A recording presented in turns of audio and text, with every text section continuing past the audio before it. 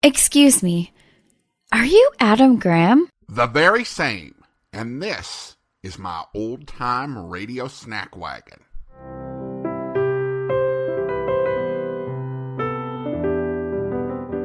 Welcome to the Old-Time Radio Snack Wagon, where we serve up a bite-sized portion of old-time radio. And now, here's your snack wagon host, Adam Graham. Welcome to the Old-Time Radio Snack Wagon, where this week we're serving up a diamond-studded delight. Diamonds have fascinated mankind for millennia. They've been the basis of many fortunes and empires, and also the cause of much bloodshed. They were a natural inspiration for a radio drama series. In 1934, the Diamond Drama series was broadcast over KYDL radio in Salt Lake City. The series was sponsored by Miracle Diamonds, not an actual diamond company, but a company that sold diamond-shaped laxative salts derived from the Great Salt Lake, and it was owned by Sidney Fox, who also owned KYDL. Fox took the series national as a syndicated show under the sponsorship of Davidson and Leaked Jewelry Company and the Gruen Watch Company. This is a series that we did feature in our very first Amazing World of Radio miniseries in 2017, although today we're bringing you a different episode than I played 7 years ago. I don't have any logs for the original Salt Lake City run, but we do have a log for when the series was broadcast in Oakland in 1935. Today's episode aired on October 14th, 1935, and the title is The Pitt Diamond.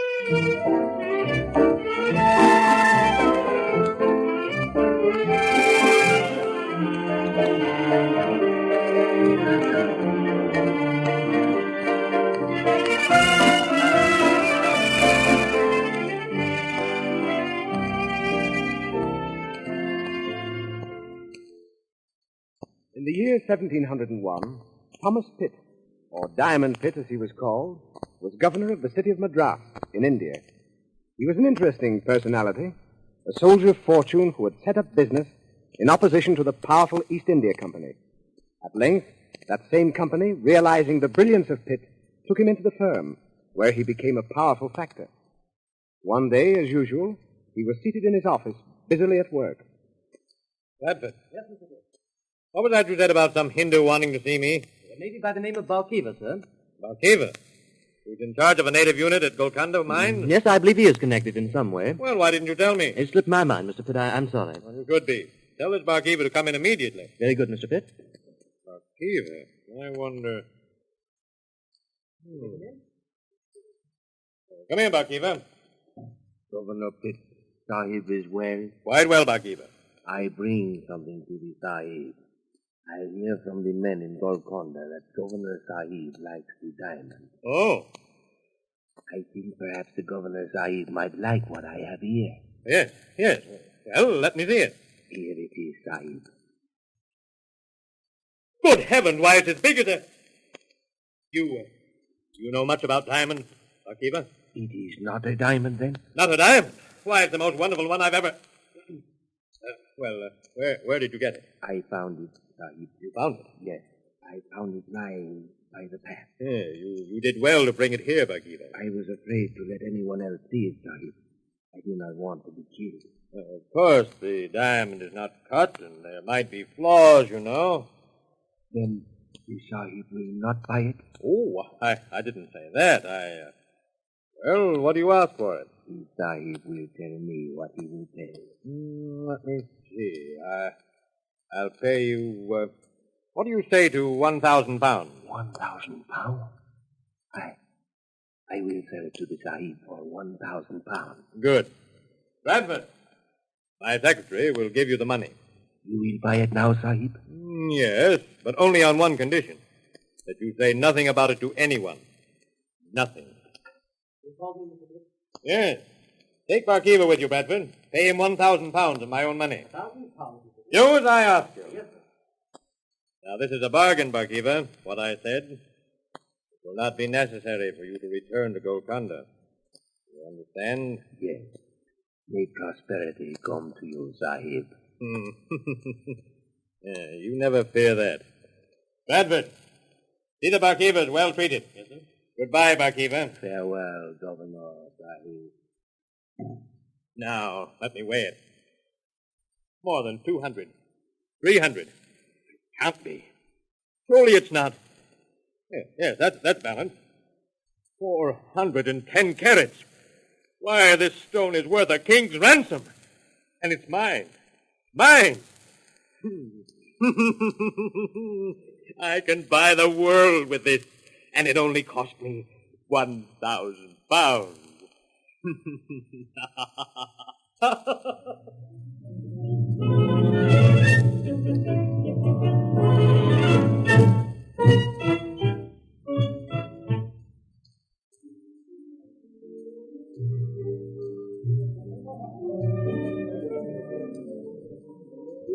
Oh, thank you so much, Mr. Pitt. Well, thank you, Lady Heathcliff.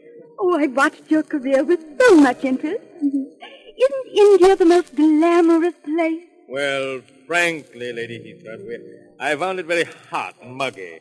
The fogs of England are more to my liking. Oh. Oh, but tell me, did you really wait 16 years before selling the diamond? Huh? Well, that is a subject I would rather not discuss. Oh, there you are, Tom. I was wondering if you'd forgotten our dance. Oh, good evening, Lady Heathcliff. Good evening, Mrs. Trent. Oh, by no means, Marion. Excuse me, Lady Heathcliff, won't you? Oh, certainly. Certainly. Come, Marion. Phew, it's hot in here. It's a beautiful night. Come, let's go out on the balcony. You can watch the people in the garden. Yes, it is beautiful. I suppose you feel that this is your triumph, Tom, this wonderful estate. All these people begging for your favor. Yes, it is my triumph, Marion. You may not have heard that I finally sold the diamond for 135,000 pounds. Yes, I heard of it. Who has not? I heard you sold it to France. Yes, the Duke of Orleans bought it for Louis.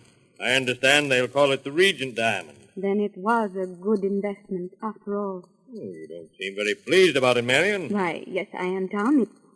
It's a great night for the Thomas Pitt I used to know. Oh, Tom, don't say used to know, Marion. You know me now. Yes, but it's all so different.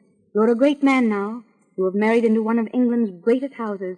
The court of France knows you, but I'm only Marion Trent, a poor man's wife. It is a bit different, you must admit. Marion, you know why we're out on this balcony alone? I want to talk to you. I am an old friend. Let me help you and your husband. Why, Tom, how did you know that we Let me help you, please. I can do it easily. I don't know what you're talking about, Tom. Yes, you do, Marion. I'm talking about those Indian bonds of your husband. I happen to know that he's facing bankruptcy, and I know that would mean bitter poverty and disgrace for you. All of that. Let me give you the money, Marion. Why do you wish to help me? We've been strangers to each other for 10 years. Oh, Marion, why did I let you go? Oh, please. Remember, you are married to someone else, and so am I. Yes, I threw my happiness away. I gambled, and I lost. I don't see why you are unhappy. Your diamond has brought you a tremendous fortune. You have a devoted wife whose father gave her a huge dowry. Since you returned from India 16 years ago, you've had everything you wanted. I have everything I want except the one thing I want the most. Please, Tom. You know as well as I, Marion, that I love you. From the first day I saw you 10 years ago, you were the woman for me. Oh, come, say yes to me. I'll do anything for you. But I can give you anything you want in the world, and you could give me the happiness I lost. Oh, please. Thomas Pitt, you say that to me now, when I am married to another man, when I've borne his children, when you know that I love him. But you once loved me, Marion. You can't deny that. Yes, I loved you. But I soon found out that the thing you loved best in the world was not me, but your diamond, your big pebble that you treasured above all things on earth. Marion. Yes, Tom. That is why I gave you up. It would have had to be me or the diamond, and I knew you too well to expect you to give up the diamond. But, Marion, I don't understand. The diamond would have been yours, too. Would it? I doubt that, Tom. You were more jealous of that huge rock stone than a man is ever of a beautiful wife. When I first met you, you were in the act of changing your lodging because you were afraid someone was planning to rob you. In the 6 months I knew you, you changed your room 7 times. You wore disguises whenever we went to the theater. Whenever we were together, I felt that you longed to be back in your rooms, guarding that great glittering mass. Is it any wonder that at last I realized we could never have any happiness together? Marion, Don't deny it. You talk to me of love now because you have nothing else left that you cannot buy. Yes, Tom. You made money and position your gods, and you served them faithfully. You and I have nothing to say to one another. You're being very hard on me. Can you expect anything else? Marion, I want your love. I'm afraid it's too late for that now, Tom. 10 years ago, it might have been very different. Then there's no chance for me? No. I cannot sell my love. I suppose I deserve this. Oh, we pay for everything we have in this world. Sometimes I think I paid too great a price. I paid for that diamond with my very soul. From the time the Hindu put it into my hand, that diamond possessed every waking moment of my life. First, I was confident I would find an immediate buyer. But as the years went by and nobody would pay the price I asked, I grew half mad with disappointment. There were times when I hated that diamond, when I would have longed to throw it into the sea and throw myself after it. Then there was a night when No, I can't tell you. Please, Tom. Well, you know me for what I am, after all. I may as well tell you. There was one night when I did throw it out of the window. Yes, I did. I was crazed with horror at what I thought might be done with it, and I rushed into the street.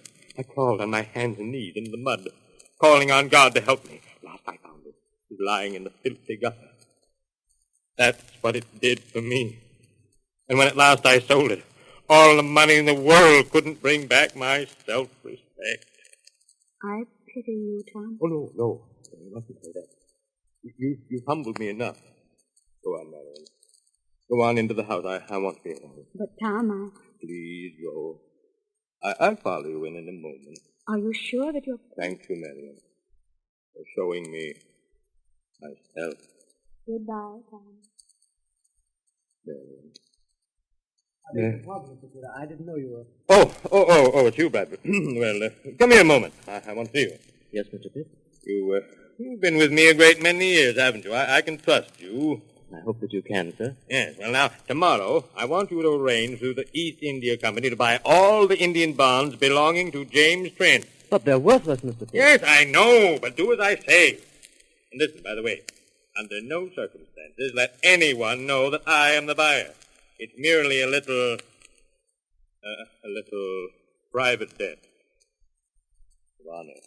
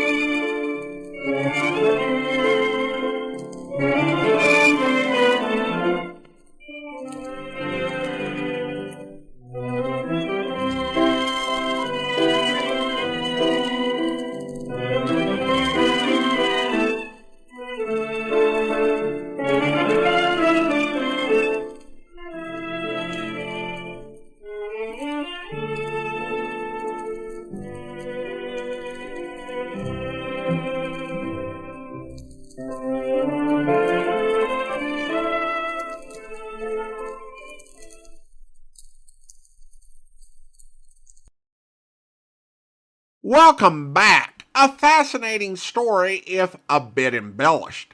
Golden Age radio programs did a great job highlighting real historical events that had often become obscure. But often they couldn't help but gild the lily in the name of telling a more interesting story. That's certainly the case here.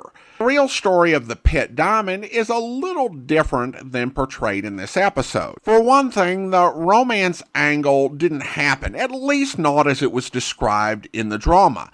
Governor Pitt wasn't a free man, as he'd been married for 2 decades at the time of acquiring the diamond, and his wife would actually outlive him. Second, the diamond wasn't quite the steal it was made out to be. The seller of the diamond actually showed up to Governor Pitt asking for £100,000. And through negotiations, Pitt got the price down to around £20,000, reasoning that he didn't like to spend that much money on a single business transaction. And obviously he was quite far away from sort of experts who could help fully evaluate the diamond and facilitate the transaction. Now, where the £1,000 figure could have come from is that the man who showed up to sell Pitt the diamond had actually acquired it from a sea captain for £1,000 after the sea captain had stolen it from a slave and murdered him. But that didn't have anything to do with Governor Pitt. So I think they combined some details. For Pitt's part, he sent the diamond back to England, hidden in the heel of one of his son's boots. It was then sent to a diamond cutter in London, who spent 2 years cutting the diamond at the cost of £5,000. Now, in addition to the Regent's diamond, there was a smaller diamond cut from the original stone that was sold to Peter the Great of Russia for £7,000. And then 16 years after Pitt acquired the original, the Regent Diamond was sold to the Duke of Orleans for £135,000, which is the equivalent in today's money of £21.8 million sterling. It had many uses over the years, including Marie Antoinette's decision to wear it on one of her hats, which might have been a mistake. As for the program's claim of Pitt having trouble as a result of possessing the diamond and some of the events and obsessiveness, I couldn't find any supporting documents, but I have to admit that I didn't take a deep dive into obscure libraries. Fabulous diamonds, trouble, and anxiety all run together, so I don't doubt some version of those events happened. It's worth noting that the log information for this series came from the website The Digital Deli FTP. While it's defunct and no longer online, you can find its cached pages on the Internet Archive. The Digital Deli claimed that these episodes were recorded in 1926 or 1927, which would make them remarkably old. However, it doesn't cite any source for this claim, and I can't find any record of them airing before 1934. It is also possible that there was a separate run of Diamond dramas that were aired live back in 1926 or 27, and that Fox opted to re-record them for potential syndication. Regardless, the series would make periodic comebacks into the 1940s. One of the great benefits of syndicated series is that they could always be resold for different stations, years and years after their first issue. While Fox didn't quite get the same return on his investment as Governor Pitt did on the purchase of the Regent Diamond, the series did prove a great friend to sponsors and syndicators alike for years to come. It's time for me to close up the old snack wagon, but don't worry, we'll be back with another serving of old-time radio goodness before you know it. If you want to enjoy some of our longer form podcasts, you can feast away at my website at greatdetectives.net. Your emails are also welcome at adam@snackwagon.net. The Old Time Radio Snack Wagon comes to you from Boise, Idaho. Your host is Adam Graham. Sound production is by Rhines Media, LLC. You can listen to past episodes of the Old Time Radio Snack Wagon as well as connect on social media at our website at snackwagon.net. Email suggestions for episodes to adam@snackwagon.net. This has been the Old Time Radio Snack Wagon.